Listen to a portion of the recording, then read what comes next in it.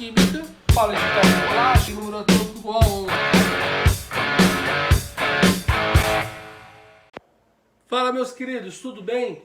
Página 396, exercício 5, pessoal do ângulo de Pinda. Vamos lá? A questão fala faz o seguinte questionamento, né? O selênio, um não metal do grupo dos calcogênios, possui extrema importância biológica, pois é um micronutriente indispensável para todas as formas de vida. É formado por átomos que possuem a representação Se79 e 34, né? O selênio, no caso. É correto afirmar que o selênio apresenta 45 partículas nucleares, 113. Quantos elétrons na camada de valência? Vamos lá. Primeiro, partículas nucleares são partículas presentes no núcleo. O meu número de massa é justamente as partículas que estão localizadas no núcleo, que são os prótons e os nêutrons. Então são 79 partículas nucleares. Beleza? E 34 é o seu número atômico. Como aqui eu não tenho carga, o mesmo número de prótons que eu vou ter é exatamente igual ao mesmo número de elétrons.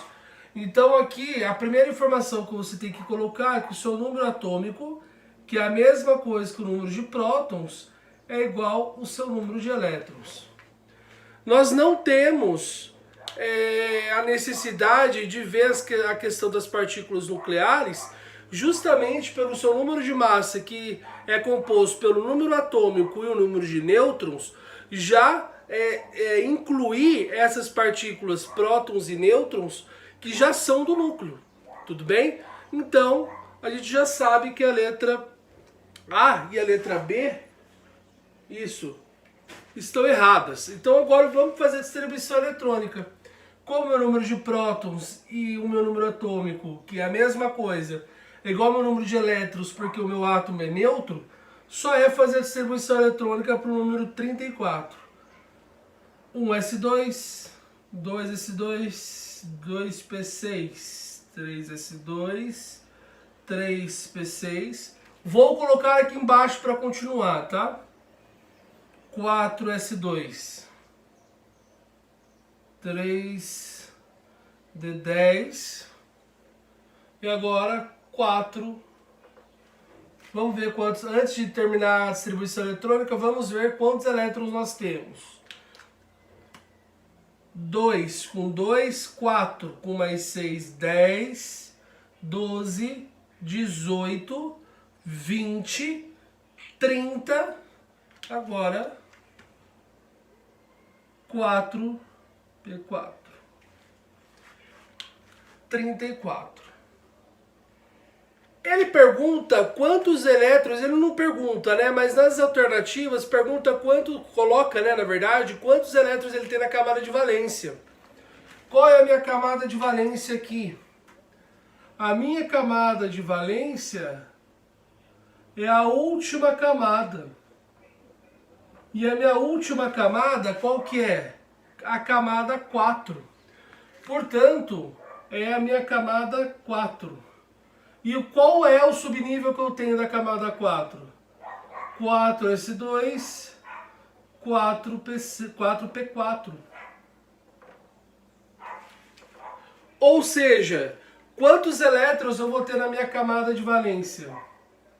2 mais 4, 6 elétrons na camada de valência. Aqui eu coloquei qual é a minha camada de valência? A camada 4. Na minha camada 4, qual é a informação que eu tenho? Qual subnível eu tenho? O S2 e o P com 4 elétrons. Se ele quer saber qual é a quantidade de elétrons que eu tenho na minha última camada, basta somar os números de elétrons que eu tenho em cada subnível. 2 mais 4, 6 elétrons. Portanto, alternativa C. Alternativa C para essa questão 5. Beleza? Agora vamos para o exercício 6. O exercício 6 fala o seguinte. O ano de 2015 foi eleito como Ano Internacional da Luz, devido à importância da luz para o universo e para a humanidade. A iluminação artificial, né, tem a parte do texto, e aí vem a informação que nos importa. Algumas informações e propriedades do isótopo estável do tungstênio estão apresentadas na tabela.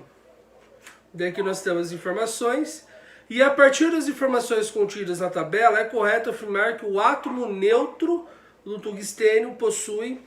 Gente, eu pulei o texto, mas a recomendação é, por conta do tempo do vídeo também, não pulem todos os textos, tá? Existem alguns textos que você consegue pular, porque a informação principal está no final. Mas em prova de Enem, por exemplo, é muito arriscado, porque as perguntas, geralmente, ou né, para não dizer a maior parte das vezes, na grande maioria das vezes, está exatamente no meio do texto.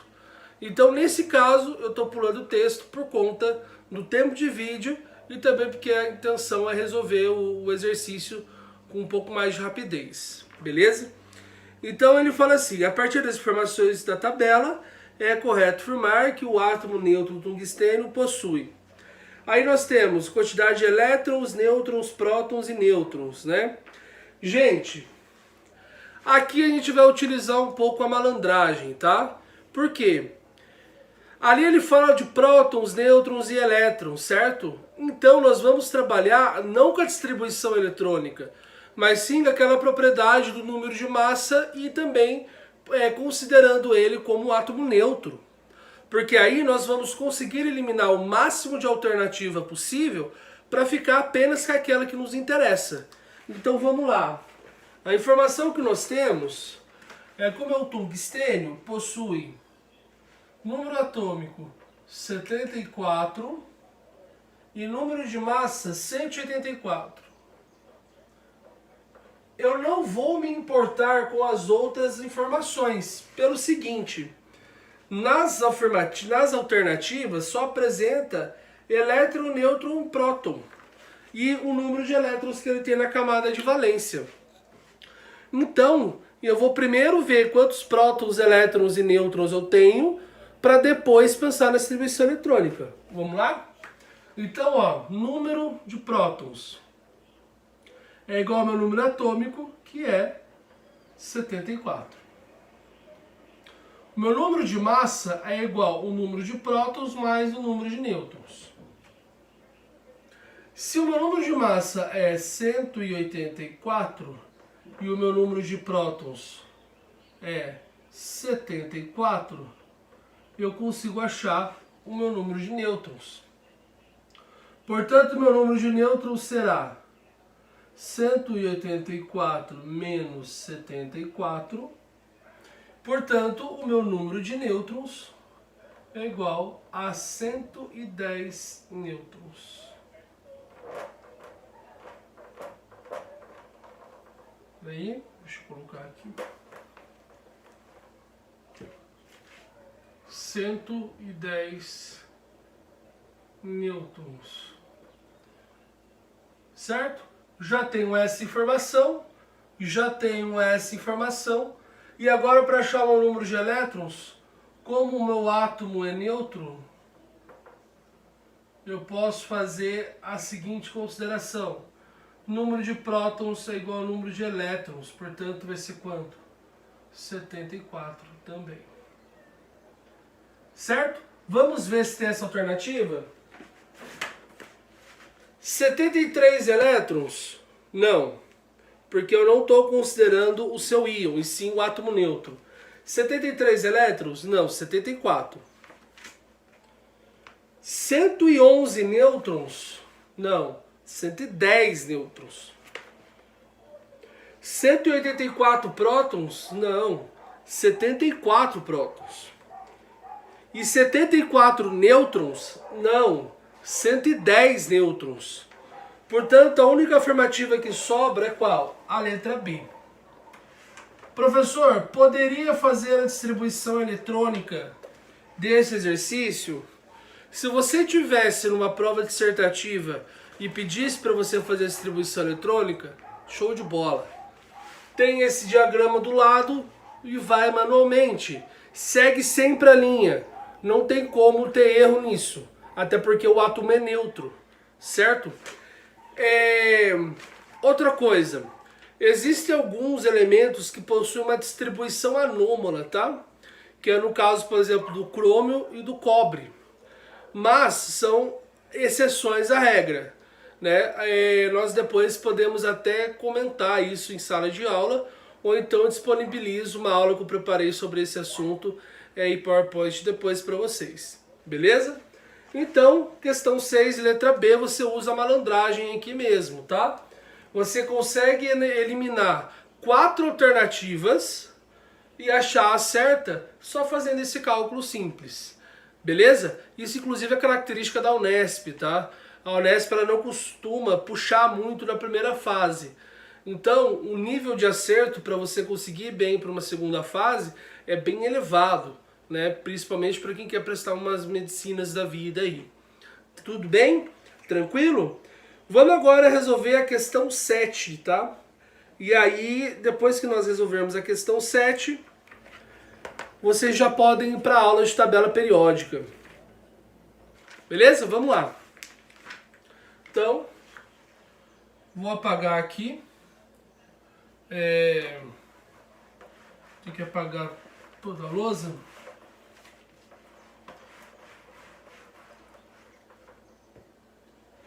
A minha questão 7 era uma questãozinha do IME, Instituto Militar de Engenharia, e aí o pessoal às vezes tem um pouco de medo, não se assustem, resolvam normalmente, tá?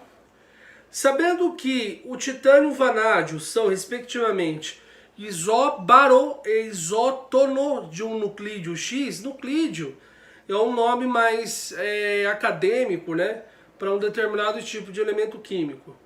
Determine para o íon hipotético X um menos, ou seja, ele vai ser um ânion com carga 1 menos, ou seja, com um elétron a mais. Ele quer que você ache a configuração eletrônica e depois a camada de valência. Ou seja, achou qual é o elemento químico? O elemento químico eu digo com as informações dadas, morreu o assunto. Então vamos lá. Ele fala que eu tenho o meu titânio 48 e número atômico 22 e o meu vanádio 51 23. O meu nuclídeo X ele é isóbaro do titânio, portanto ele tem número de massa 48. E o meu número de nêutrons de X é igual ao número de nêutrons do meu vanádio. Ele fala que é isótono do vanádio. Então, a partir daí, você agora vai ter que fazer o cálculo do número de nêutrons do vanádio. Número atômico, o número de massa, perdão, é o seu número atômico mais o número de nêutrons. No caso do vanádio é 51 igual a 23, mais o número de nêutrons do vanádio. Certo? Portanto, o número de nêutrons do vanádio é igual a 28. Tudo bem? Sendo o número de nêutrons do vanádio igual a 28, eu consigo determinar qual é o meu número atômico. Como que eu consigo fazer isso? Aplicando a mesma formulazinha que eu usei aqui, o número de massa. Então eu posso afirmar que o meu número de nêutrons de X é igual ao número do vanádio, número de nêutrons do vanádio, que é igual a 28. Portanto, o número de massa do meu X é igual ao número de prótons do meu X mais o número de nêutrons do meu X. Eu vou conseguir agora achar o que eu quero.